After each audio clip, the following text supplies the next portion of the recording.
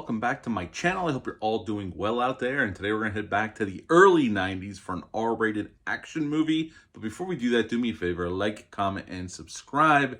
Join me here. I greatly would appreciate that. Also, as always, a shameless plug for my TeePublic and my Zazzle store. I'll leave a link for both of those in the description box below.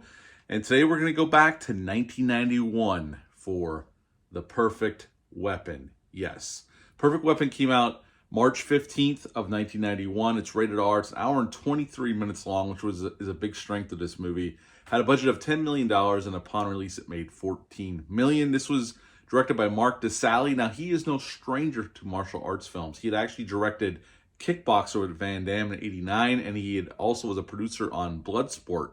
So he was familiar with he only directed 2 films, though, Kickboxer and this one, but he went on to produce other films as well.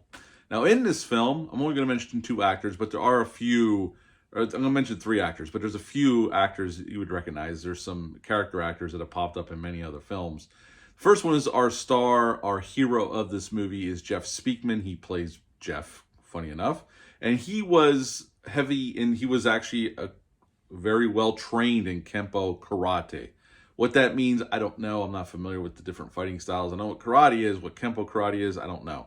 But he was big into that. He had actually been in Van Damme's Lionheart as in the Mansion fight. You could see him briefly as one of the Mansion security guards. And he would go on after this to do a lot of direct-to-video films. But he actually signed a 2-picture deal with Paramount.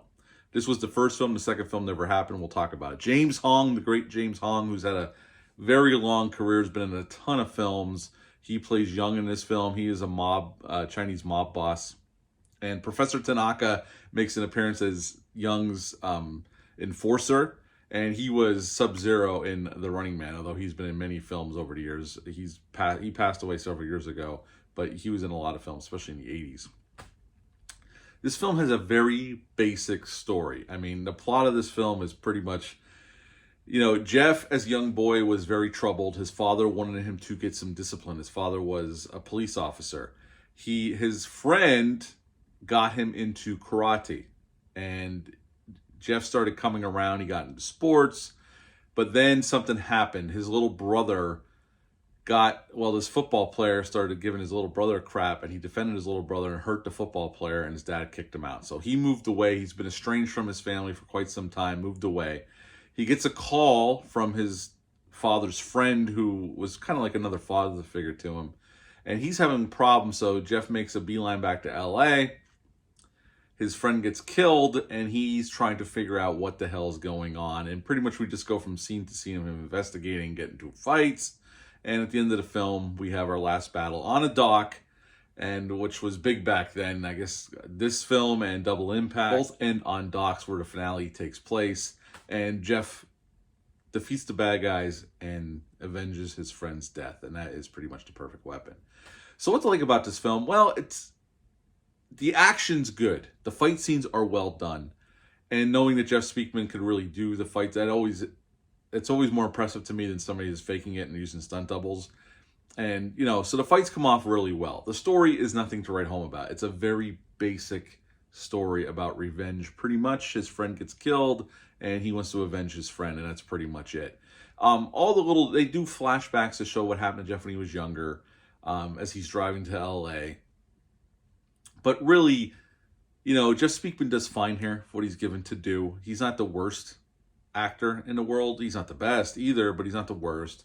At the end of the day, this is a very basic plot just to get Jeff Speakman from action scene to action scene. It's well shot. The action's well shot. You can see the moves. You can see everything. So in that respect, it gives you everything you want in terms of a martial arts type film.